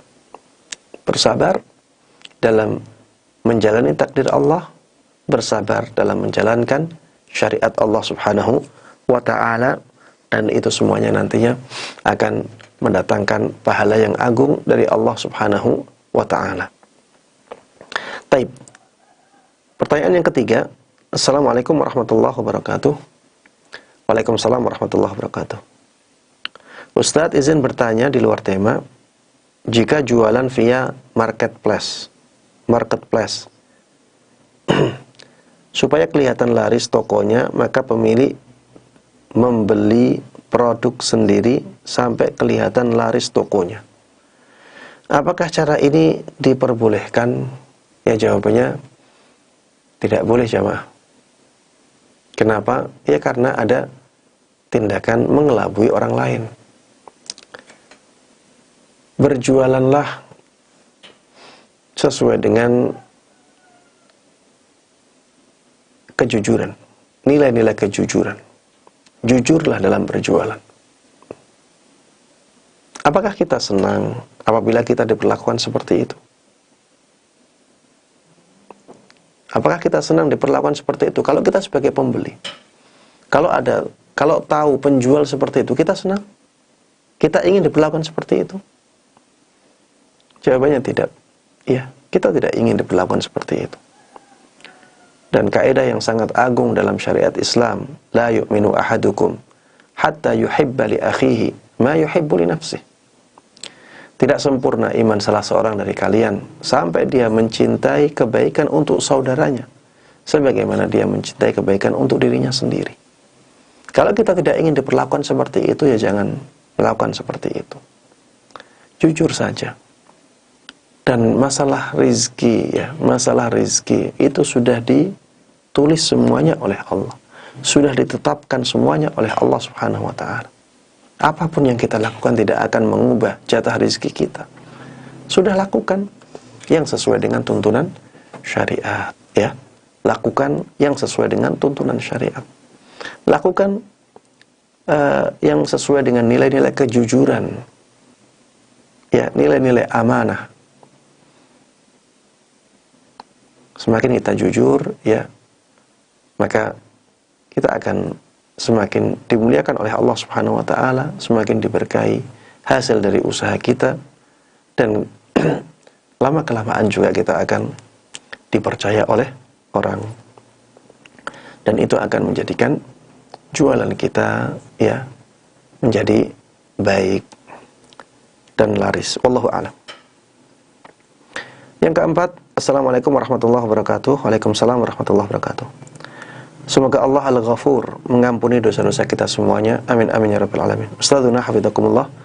Apakah ketika kita bertaubat, kita bisa melakukan sekaligus taubat dari banyak kesalahan? Misalnya dengan menyebutkan dosa-dosa yang kita banyak, dosa-dosa kita yang banyak macamnya. Apakah harus masing-masing dilakukan terpisah? Mohon penjelasannya, jazakumullah khairan Ustadz. Allah ibarik fikum. Jawabannya boleh, ya. Boleh kita bertaubat kepada Allah Subhanahu wa ta'ala sekaligus untuk banyak dosa, tidak ada masalah. Taubat itu pintunya sangat lebar, jamaah. Dan kita itu bermuamalah dengan Allah yang Maha Pemaaf, Maha Pemurah. Allah yang sangat mencintai taubat hambanya. Allah yang sangat bahagia ketika melihat hambanya bertaubat. Maka jemaah sekalian rahimani wa rahimakumullah, ya, jangan sampai kita berpikir bahwa bermuamalah dengan Allah itu sama dengan bermuamalah dengan makhluknya. Allah itu Maha Pemaaf. Allah itu Maha Pengampun. Dan tidak ada batasan dalam masalah bertaubat sebagaimana yang disebutkan dalam pertanyaan. Kita bisa bertaubat dengan sekali taubat untuk semua dosa. Ya, kalau taubat itu harus satu dosa, ya, betapa beratnya syariat Islam. Karena betapa banyaknya dosa-dosa yang kita lakukan. Betapa banyaknya dosa-dosa yang kita lakukan. Kalau bisa, ya, setiap hari sholat duha. Kemudian setelah itu membaca zikir yang disunahkan untuk kita baca setelah sholat duha. Di situ ada istighfarnya, ada taubatnya. Rabbi ufirli wa tub alayya innaka antat tawwabur rahim. Rabbi ufirli wa tub alayya innaka antat tawwabur rahim. Dibaca sampai 100 kali. Ya. Atau Allahumma ufirli wa tub alayya innaka antat tawwabur rahim. Ya, yang artinya, wahai Rabbku, ampunilah aku dan terimalah taubatku. Sesungguhnya Engkau adalah Zat yang Maha menerima taubat dan Maha Penyayang. Taib, yang kelima, jemaah sekalian rahimani rahimakumullah. Pertanyaannya, ahsanallahu ilaikum, Ustadz, apakah kami yang amal dan ibadahnya pas-pasan bisa menjadi hamba yang dicintai oleh Allah? Jawabannya bisa. Kenapa tidak bisa? Orang yang berusaha untuk meninggalkan kemaksiatan, ya, dia akan dicintai oleh Allah Subhanahu wa ta'ala. Walaupun amalannya tidak banyak. Orang yang meninggalkan kesyirikan, meninggalkan kebid'ahan, meninggalkan dosa besar, berusaha untuk menghindar dan menjauh dari dosa-dosa kecil, akan dicintai oleh Allah Subhanahu wa ta'ala. Walaupun terlihat amalannya sedikit. Namun kalau kita merasa amalan kita sedikit, ya, maka alangkah baiknya kita berusaha untuk menambah amalan-amalan kita. Termasuk di antara amalan yang sebenarnya sangat mudah dan sangat ringan untuk kita lakukan adalah membasahi lisan dengan berzikir kepada Allah. Membasahi lisan dengan zikir kepada Allah Subhanahu wa taala. Basahi lisan dengan istighfar. Astaghfirullahal azim alladzi la ilaha illa huwal hayyul qayyum wa atubu ilaih. Basahi dengan kalimat thayyibah. Subhanallah walhamdulillah wa la ilaha illallah wallahu akbar. Tambahi dengan hauqalah wala haula wala quwwata illa billahil aliyyil azim. Basahi dengan tahlil. La ilaha illallah wahdahu la syarikalah. Lahul mulku wa lahul hamdu wa huwa ala kulli syai'in qadir. Basahi dengan salawat. Allahumma salli ala Muhammadin wa ala ali Muhammad. Kama sallaita ala Ibrahim wa ala ali Ibrahim innaka Hamidum Majid. Wa barik ala Muhammadin wa ala ali Muhammad kama barakta ala Ibrahim wa ala ali Ibrahim innaka Hamidum Majid. Basahi dengan sayyidul istighfar. Allahumma anta rabbi la ilaha illa anta khalaqtani wa ana 'abduk wa ana ala ahdika wa wa'dika mastata'tu a'udzu bika min syarri ma sana'tu abu'u laka bi ni'matika 'alayya wa abu'u laka bi dhanbi faghfir li fa innahu la yaghfiru dhunuba illa anta. Jamaah sekalian rahimani wa rahimakumullah, basahi lisan dengan berzikir kepada Allah Subhanahu wa taala. Atau basahi lisan dengan firman-firman Allah, dengan membaca Al-Qur'an. Kalau kita berat, sudah ulang-ulang ayat kursi, ulang-ulang surat Al-Ikhlas. 3 kali surat Al-Ikhlas sama dengan membaca Al-Quran dari awal sampai akhir. Ya.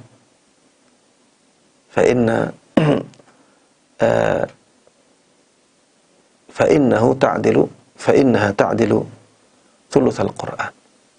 Surat Al-Ikhlas itu sebanding dengan sepertiga Al-Quran. Ya, basahi lisan dengan zikir, basahi lisan dengan bacaan Al-Quran, sehingga Allah Subhanahu wa ta'ala semakin mencintai kita.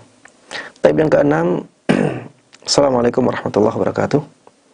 Waalaikumsalam warahmatullahi wabarakatuh. Afwan Ustaz, bolehkah memandikan jenazah ibu yang tidak seakidah, non-muslim? Sallallahu alaihi wasallam. Alhamdulillahilladzi hadana lihada wa ma kunna linahtadiya laula an hadana Allah. Ya, segala puji bagi Allah. Kalau bukan karena Allah, kita tidak akan mendapatkan hidayah Islam ini. Ibunya non-muslim. Ini cobaan yang sangat berat.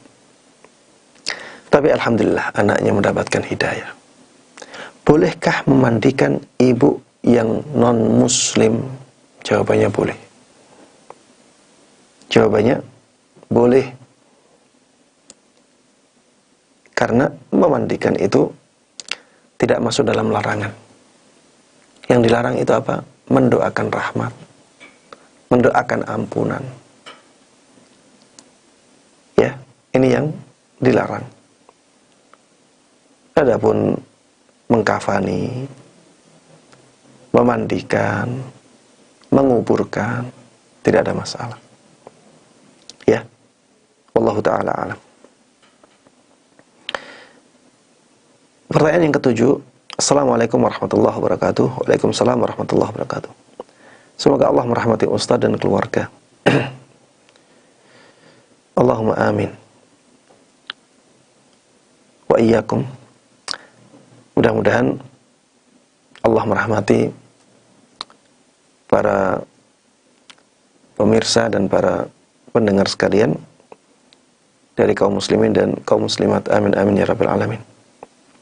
Ustadz, saya mau tanya, beberapa waktu yang lalu ada truk pengangkut minyak goreng yang terbalik, sehingga minyaknya tumpah di jalan.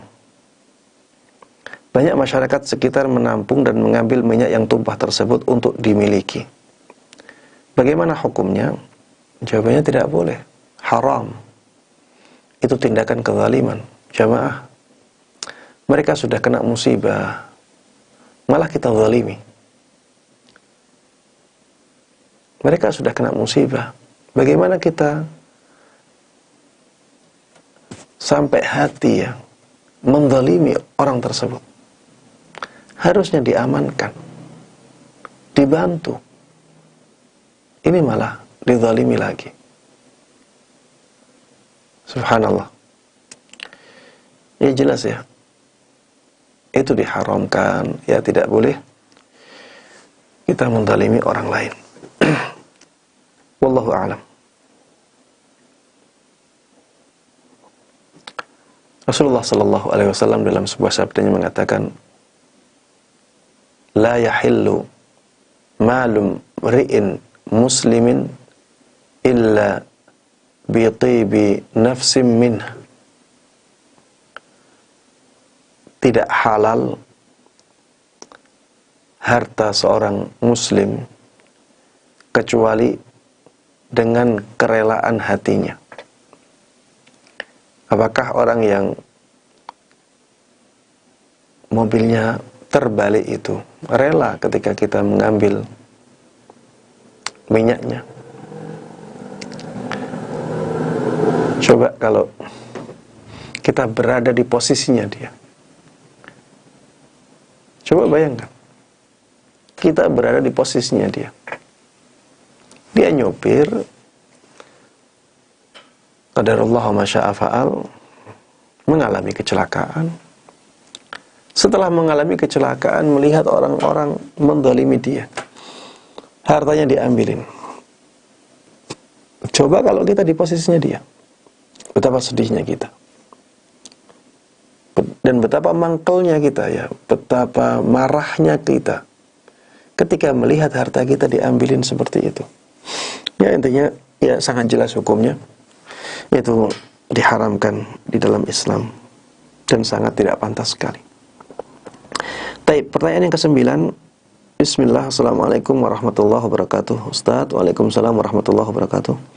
Apakah hukum jual beli rumah dan tanah? Karena menurut orang tua kami tidak boleh rumah dan tanah dijual belikan. Bahkan bikin bata merah lalu dijual pun tidak boleh. Apa mungkin itu karena menurut beliau bumi dan tanah ini milik Allah, jadi tidak boleh diperjualbelikan? Jazakumullahu khairan wa barakallahu fikum ya Ustaz. Iya, aneh ya. Pertanyaan yang unik. Belum pernah saya mendapatkan pertanyaan yang seperti ini. Dan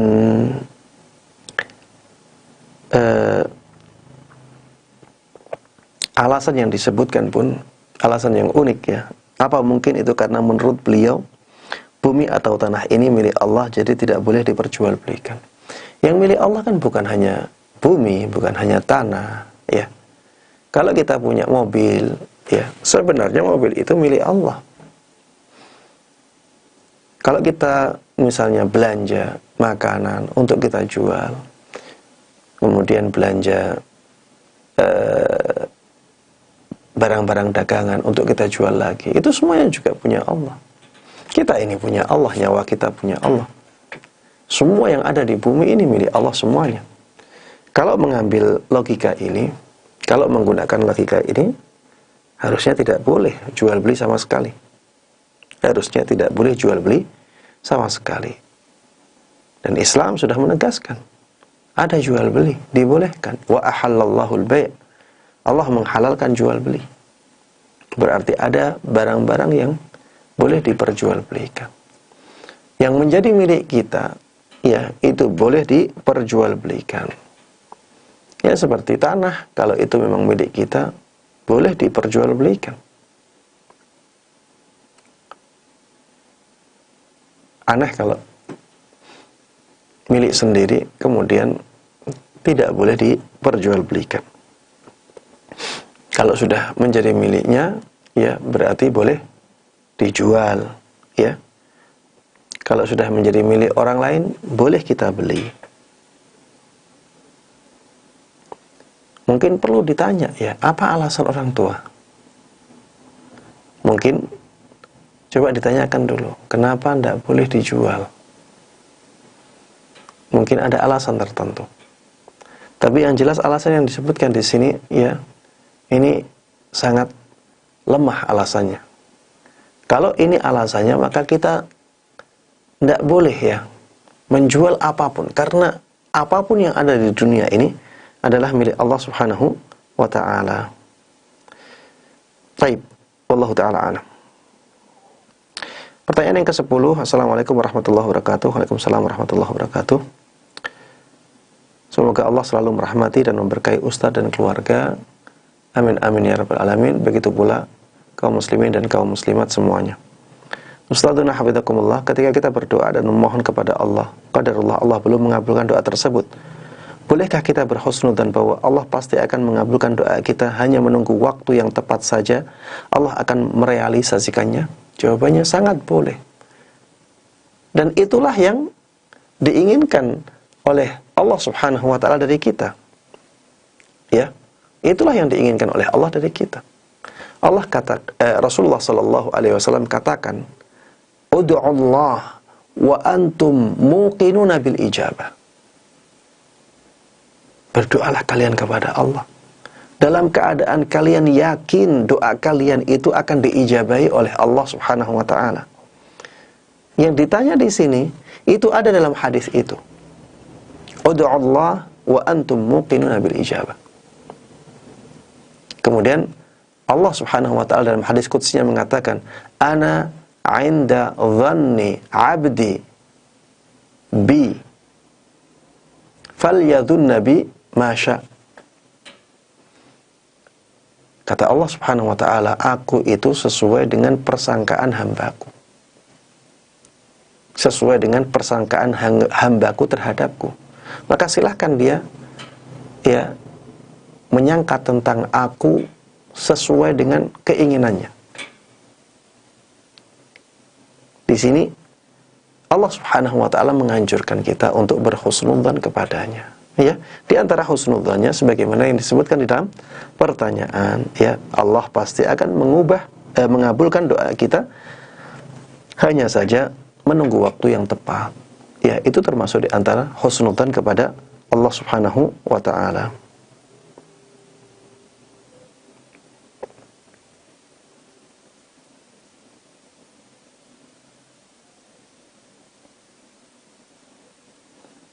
Baik. Pertanyaan yang berikutnya, pertanyaan yang ke-11. Assalamualaikum warahmatullahi wabarakatuh. Waalaikumsalam warahmatullahi wabarakatuh. Semoga Ustadz dan kita semuanya selalu dalam ridha dan rahmat Allah Subhanahu wa ta'ala. Amin amin ya rabbil alamin. Ustadz izin bertanya, afwan, berjalannya waktu, semakin kita mengaji, semakin kita banyak berpikir dalam bertindak. Lama-kelamaan seakan membentuk pribadi yang lebih introvert dan fokus pada tujuan masing-masing, terutama pada saat bergaul dengan para saudara kita yang awam, yang belum mengaji. Bagaimana pola pikir kita agar tidak menjadi seorang yang lebih individual dan bisa terus merasa nyaman untuk bisa berlama-lama bergaul dengan mereka Ustadz, tanpa kita terpengaruh untuk kembali menjalani kehidupan yang awam, agar kita tidak jadi futur Ustadz? Jazakallahu khairah. Ya, jamaah sekalian rahimani rahimakumullah, ini kenyataan yang wajar ya. Ini kenyataan yang wajar ya. Orang itu apapun keadaannya ya, apapun keadaannya, dia akan terpengaruh oleh lingkungannya. Dia akan terpengaruh oleh lingkungan. Kalau misalnya dia lingkungannya adalah lingkungan orang-orang yang suka ngaji ya, otomatis dia tidak akan cocok dengan lingkungan awam yang tidak suka atau jarang ngaji. Itu otomatis. Kata Rasulullah sallallahu alaihi wasallam, al-arwahu junudun mujannada.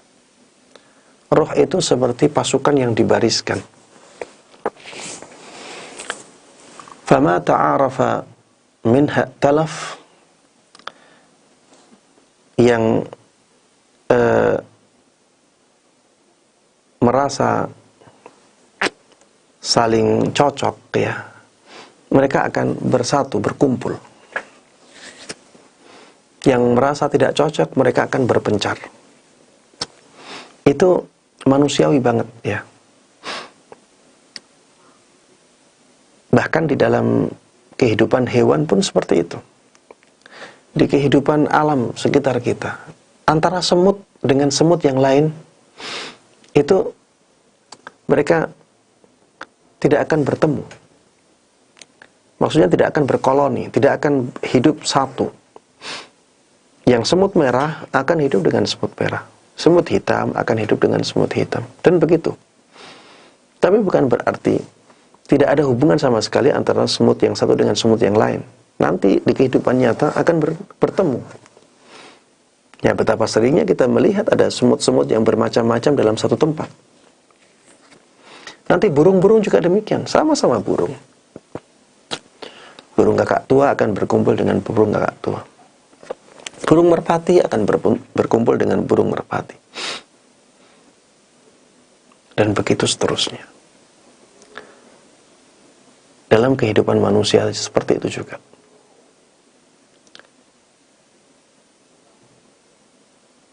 Wa ma min dabbatin fil ardi wala ta'iri yatiru bi janahihi illa umamun amsalukum. Tidak ada satu hewan pun yang melata, yang hidup di atas bumi. Dan juga tidak ada satupun burung yang terbang. Kecuali mereka itu seperti kalian. Mereka itu umat seperti kalian. Jadi ada kesamaan antara kita dengan kehidupan di alam hewan. Kita punya, ya, bukan sebelum kita ngaji pun ya. Sebelum kita kenal dakwah salaf, dakwah sunnah ini, kita juga akan memilih teman-teman yang cocok dengan kita. Dan bukan hanya ilmu agama saja, ilmu dunia pun akan menjadikan kita berjarak dengan orang yang tidak cocok dengan ilmu kita. Seperti misalnya orang yang dia sebagai dokter, dia kumpulnya dengan para dokter. Kebanyakan kumpulnya dengan para dokter. Dia akan semakin jauh dengan orang-orang yang tidak sesuai dengan latar belakang keilmuannya. Maka jangan dianggap ini sebagai sesuatu yang menyimpang. Tapi ya sadarilah hal itu, kemudian berusahalah untuk tetap mendekat dengan mereka pada momen-momen tertentu. Berusahalah untuk mendekat dengan mereka pada momen-momen tertentu. Dan ingatlah ya bahwa ketika kita kehilangan teman karena latar belakang keilmuan kita, kita juga akan diberikan ganti oleh Allah Subhanahu wa taala teman yang lain yang sesuai dengan latar belakang kita. Yang menjadi kunci di sini adalah nikmatilah hidup. Ya, nikmati hidup, syukuri yang ada, berusahalah untuk selalu berbuat baik kepada orang lain siapapun dia. Ya, demikian. Wallahu taala alam. Mudah-mudahan yang kita bahas bersama bermanfaat dan diberkahi oleh Allah Subhanahu wa taala. Dan mudah-mudahan Allah Subhanahu wa taala terus menjaga kita dalam kebaikan di atas sunnah Nabi Muhammad sallallahu alaihi wasallam.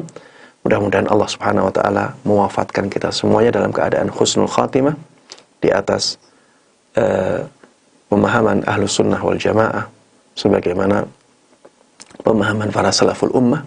Amin amin ya rabbal alamin. Wa sallallahu wa sallama wa baraka ala nabiyina Muhammadin wa ala alihi wa sahbihi wa man tabi'ahum bi ihsan ila yaumiddin. Walhamdulillahirabbil alamin. Wassalamualaikum warahmatullahi wabarakatuh.